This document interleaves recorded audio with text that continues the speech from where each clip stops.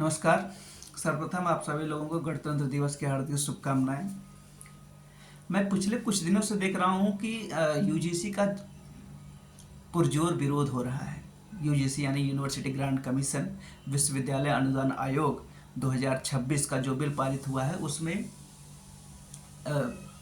जो विश्वविद्यालयों में जो एससी एसटी और ओबीसी तबके के लोग हैं, जिनके जो विशेष करके इन्हीं के खिलाफ जातिगत भेदभाव किया जाता था, जातिगत क्या किसी भी तरीके से भेदभाव किया जाता था, इनको पीड़ित किया जाता था, इनका उत्पीड़न किया जाता था, चाहे मानसिक से, आंतरिक से या शारीरिक रूप से। ये उनको एक समान आधार देने के लिए, एक समान इज्जत देने के लिए ये प्रावधान में लाया गया है। तो सवर्ण जाति के लोगों में गहरा आक्रोश है, क्योंकि अब विश्वविद्यालयों में एक इक्विटी सेल बनाया जाएगा जिसमें एससी एसटी और ओबीसी के खिलाफ अगर किसी भी तरीके से अगर जातिगत भेदभाव किया गया या किसी भी प्रकार से, चाहे शारीरिक हो, मानसिक हो या किसी भी ढंग से अगर उनके खिलाफ भेदभाव किया गया या किसी भी उनके मेरिट के आधार पर, उनके नंबर के आधार पर, उनका एग्जामिनेशन के आधार पर, उनके किसी भी परीक्षा पद्धति में सम्मिलित होने के लिए उसके आधार पर अगर किसी भी तरीके से अगर भेदभाव किया गया तो ये इक्विटी सेल जो है उनके प्रावधान में जो बिल लाया गया है उनको पूर्ण रूप से सुरक्षा प्रदान करेगी। तो सवर्ण जाति के लोगों में गहरा आक्रोश ये है कि ये एससी एसटी ओबीसी वाले इसका गलत नाजायज फायदा उठाएंगे। तो मेरा विशेष करके सवर्ण जाति के लोगों से ये प्रश्न है कि अगर आप लोग सही हैं तो आप लोगों को घबराना नहीं चाहिए, आप लोगों को डरना नहीं चाहिए, आप लोगों को किसी भी प्रकार से भयभीत नहीं होना चाहिए।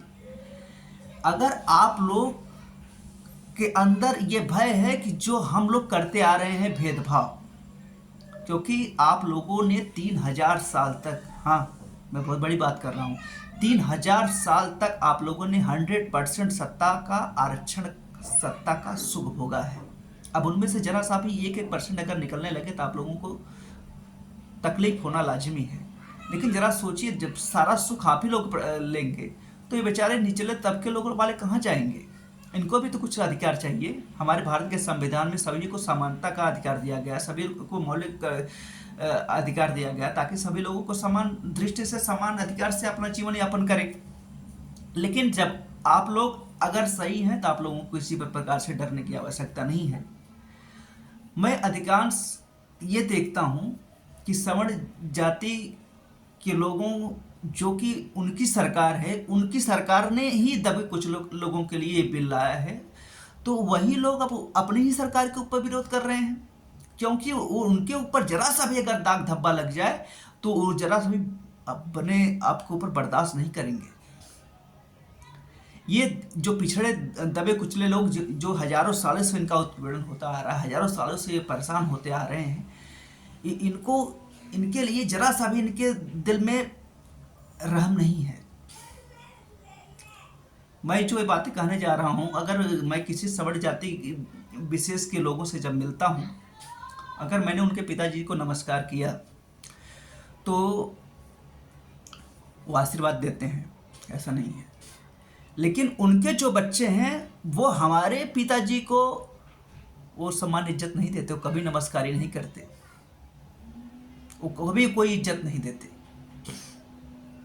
लेकिन ये जो बिल अगर लाया गया है, मुझे लगता है कि अगर आप सही हैं तो आप लोगों को बिल्कुल भयभीत होने की आवश्यकता नहीं। मैंने पूरा 8 पेज का जो नोटिफिकेशन आया है, 8 पेज का मैंने पूरा नोटिफिकेशन उसको पूरा पढ़ा है, बाकायदा पढ़ा है कि अगर फेक कुछ अगर षड्यंत्र रचा जाएगा तो उसको पूरा निराधार माना जाएगा। किसी भी प्रकार से ये किसी के भी ऊपर जो जातिगत भेदभाव का आरोप जिसने लगाया है, अगर फेक है, अगर गलत सूचना देता है तो उसके खिलाफ कोई भी आरोप यानी कि किसी भी प्रकार से उसको संज्ञान में नहीं लाया जाएगा। लेकिन आप लोगों को डर है, क्योंकि आप लोगों को तो खुशी होना चाहिए कि हमारी जो सरकार है दबे कुचलों के बारे में सोच रही है, पिछड़े वर्ग के लोगों के बारे में सोच रही है। लेकिन आप लोगों ने पूरी तरीके से ये साबित कर दिया है कि जो कुछ भी रहे हम ही रहे और दूसरा कोई ना आ नहीं पाए। तो भाई देश भारत के संविधान से चलेगा, भारतीय संविधान से चलेगा। आप लोगों के विरोध करने से कुछ नहीं होगा। आप लोग अगर इसी तरह से अगर आप जो एकता और अखंडता का जो भाव दिमाग में लेकर के चल रहे हैं, अगर इसी तरह से चलता रहा तो आने वाला जो समय है वो बहुत भयानक होगा। और अगर इस दृष्टि से अगर ऐसा सब कुछ रहा तो निश्चित रूप से इस भारत देश में दबे कुचले लोगों की जो आवाज़ जो बाबा साहेब भीमराव अंबेडकर के ज़माने से लेकर के दबाई गई, बाबा साहेब भीमराव अंबेडकर को छुआछूत का सामना करना पड़ा, जिनके पास 32 डिग्रियां, जो सबसे ज़्यादा पढ़े लिखे होने के बावजूद भी उनके खिलाफ तमाम उत्पीड़न का शिकार उनको होना पड़ा। तो अब उन्होंने जब संविधान का जो मसौदा तैयार किया, उन्होंने उन सबको समानता का अधिकार दिया है, तो उससे आप लोगों को स्वीकार करना चाहिए, न कि इससे भागना चाहिए। और मेरा जहाँ तक मानना है कि ये इस कानून में ऐसा कुछ भी नहीं है। इस कानून में बस उसी के लिए है जो गलत है उसी को फर्क पड़ रहा है, बाकी जो सही है उनको फर्क नहीं पड़ेगा। बस इसी बात के साथ मैं अपनी बात को पूर्ण विराम देता हूँ, बहुत ज़्यादा नहीं कहूँगा।